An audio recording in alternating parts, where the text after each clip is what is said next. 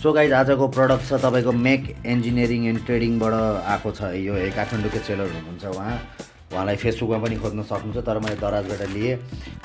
सायद यसको प्राइस छ 3050 रुपिज।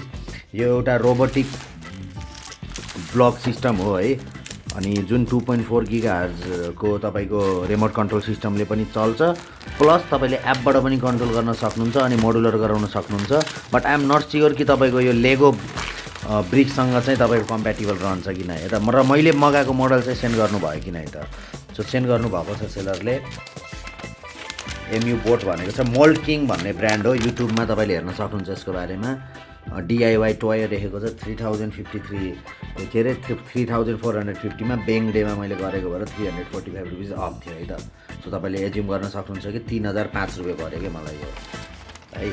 वारेन्टी केही छैन, बबल ऱ्यापिङमा प्रपरली आएको छ है। यसको पनि यस प्रकारको छ। अब यो कपी हो कि के हो है थाहा छैन। 13003 हो हामीले मगाएको मोडल, यहीँ देखेको छ है 303 भनेर। मोल्ड किङ भन्ने ब्रान्ड।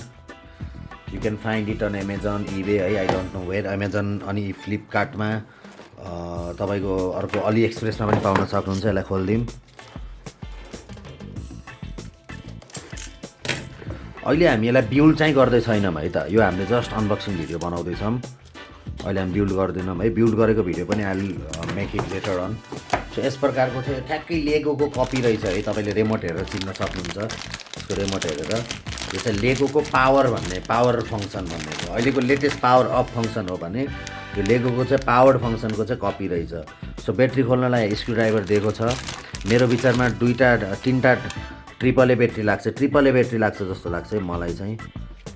ट्रिपल ए ब्याट्री 2टा लाग्दो रहेछ है त, 3टा नलागेर। सो मसँग छ, हामीसँग राम्रै छ रिचार्जेबल है triple A battery, no problem है। सो लेगोको कपी हो। सो द्याट तपाईँले यसमा अरू एक्सेसरिज एट्याचमेन्टहरू पनि गर्न सक्नुहुन्छ है त। लेगो ब्लकको तपाईँको देख्न सक्नुहुन्छ यो। अनि चार्जर पनि टिपिकल चार्जर छ, अनि स्टिकर्स छ। अनि यो यसको मेन हो है, CPU हो यसको। यो CPU चाहिँ खोलेर हेरौँ न। अरू चाहिँ सब बिल्ड गर्नुपर्छ, यो CPU चाहिँ प्रिमेड आउँछ है त यसरी।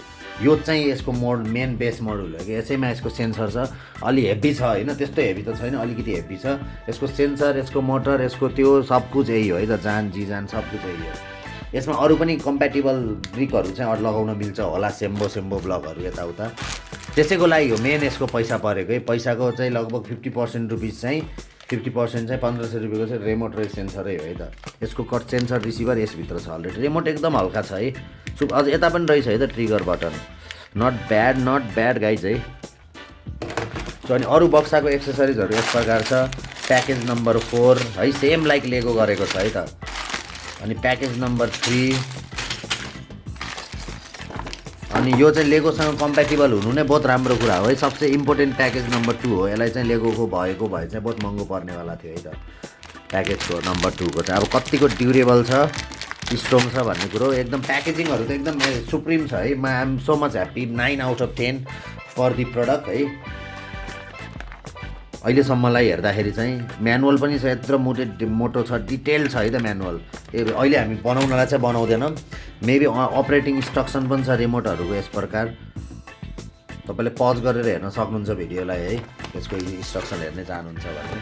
सो यो कति एज प्लसको लागि हो भन्दा 8+ हो है।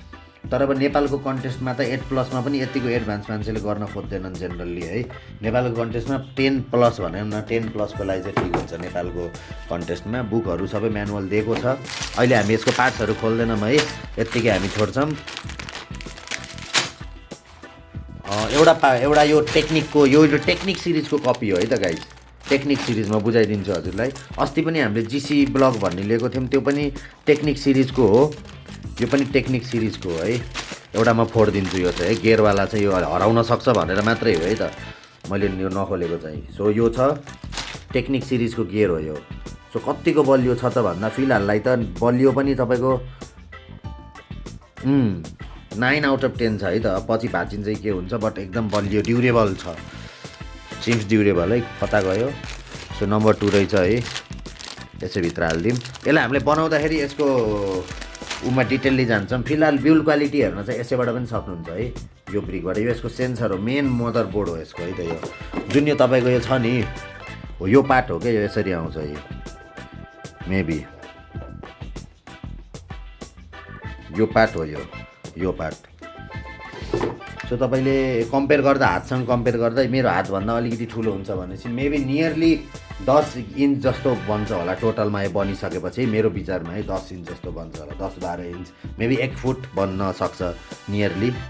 सो यसलाई हामी बनाएको भिडियो चाहिँ म छुट्टै अपलोड गर्छु। So this was a fair deal है, फर 3000 रुपिज।